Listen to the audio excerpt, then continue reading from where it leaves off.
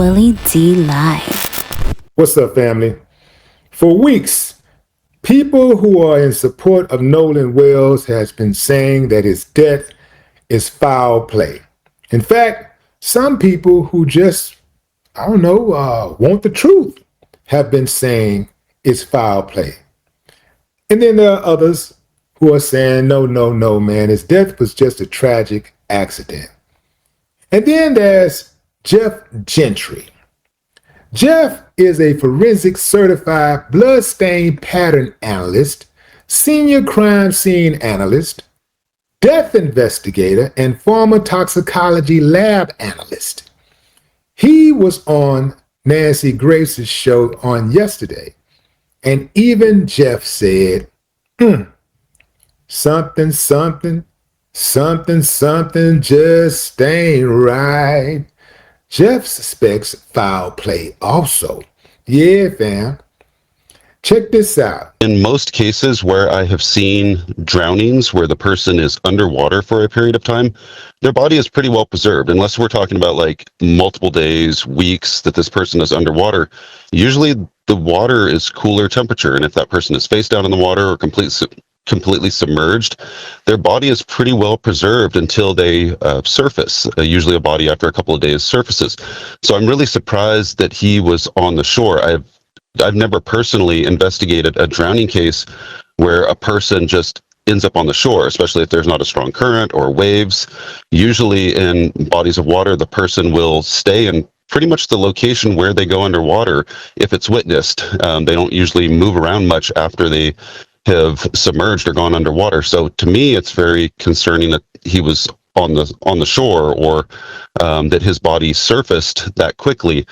But that's what I am guessing is why they couldn't do an immediate visual identification with the family or even fingerprints. So I would really like to know more about the condition of the body. That's what I am assessing as a death investigator when I respond to a scene. So there should be a death investigation report from a death investigator who has experience looking at bodies and has experience examining these type of things, to show exactly what his condition was when he was found. And if the body is decomposed more than what you would normally expect in a drowning case, that should be a big red flag. That's something that you definitely need to look into further. So you're saying, let me follow up on what you just said. You find it odd that he was quasi on the shore. You also stated that location where the body is found is typically where they went under. You also said that the body must have been too decomposed to make a facial ID. I did not hear an explanation as to why fingerprint ID was impossible. Fingerprint identification would be impossible if the hands were dried out to an extent where they can't be fingerprinted. Sometimes people that are underwater, or if the hands are underwater, the skin, just like if you're in the bathtub for a prolonged period of time, the skin ends up looking the same way. It just gets kind of wrinkled, and it's very hard to get a usable or workable fingerprint in those scenarios. So one scenario would be the body is too decomposed to get a fingerprint or a visual identification. And then the alternate scenario is the body or the hands were exposed to the water too long to where they just are not able to get a good workable print. So those are the different possibilities. But again, his position at the edge of the bank or partially in the water, that's really concerning because there's tons of people around that area. If he was in that position or on the shore decomposing for a day or so, why did nobody see him? Those would be my type of questions that I would ask if I were a death investigator responding to this scene.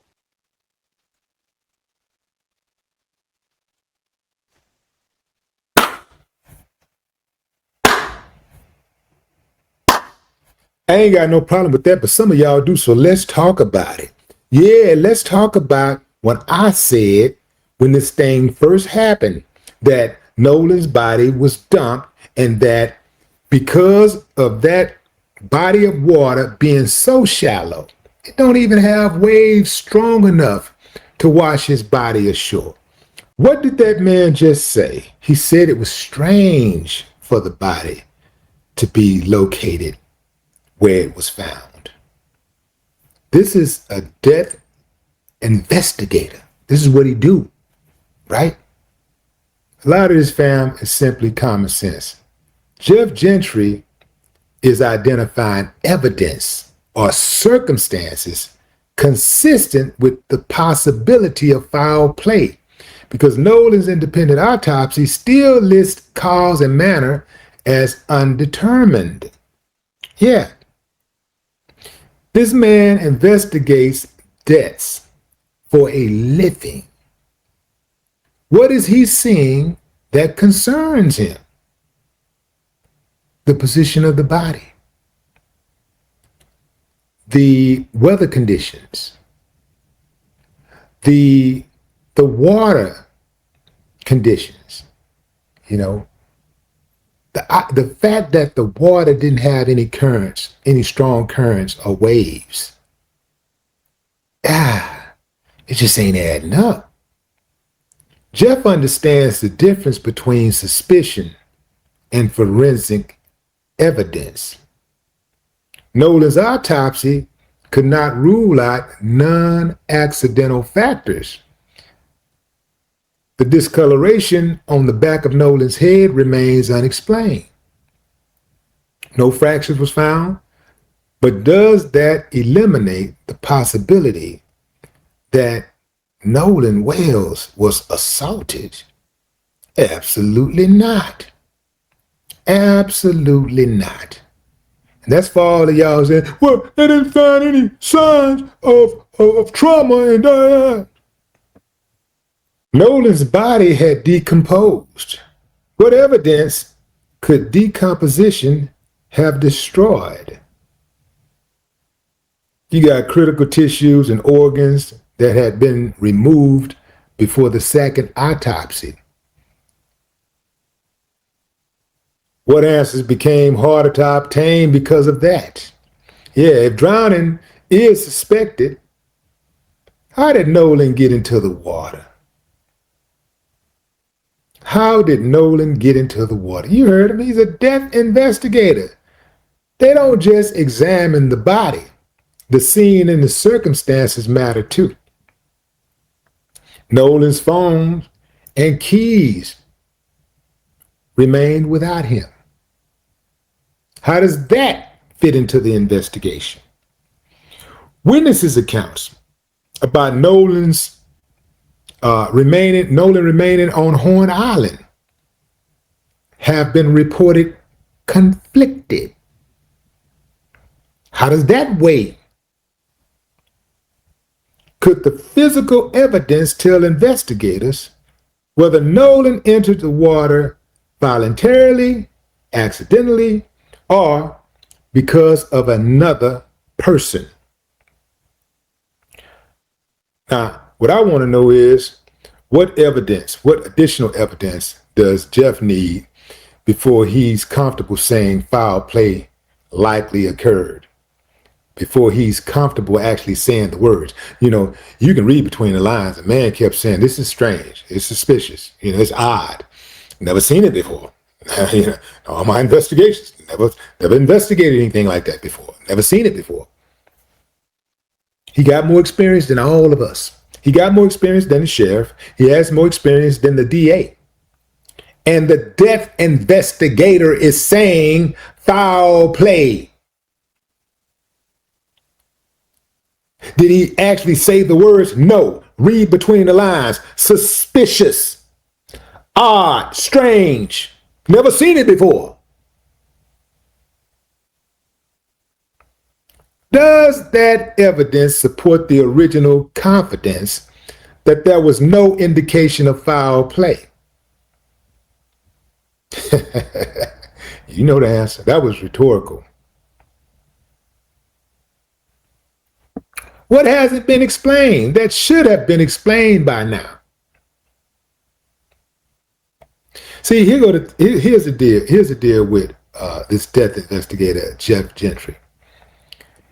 He isn't approaching this like social media. He's approaching it like a death investigator. And when a trained death investigator starts identifying things that don't fit neatly into an accidental death box,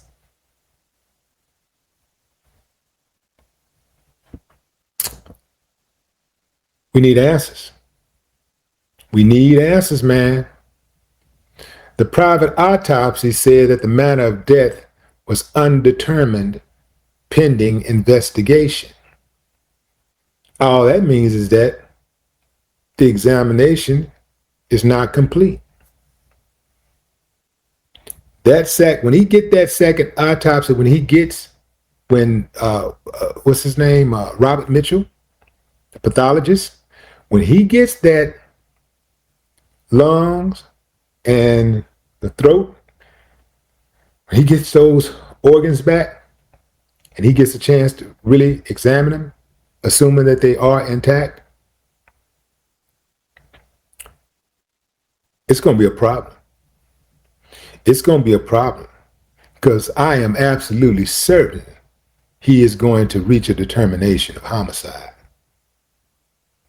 And when that happens, let's just hope that justice is finally served and we can finally answer the question, what happened to Nolan? No more talk.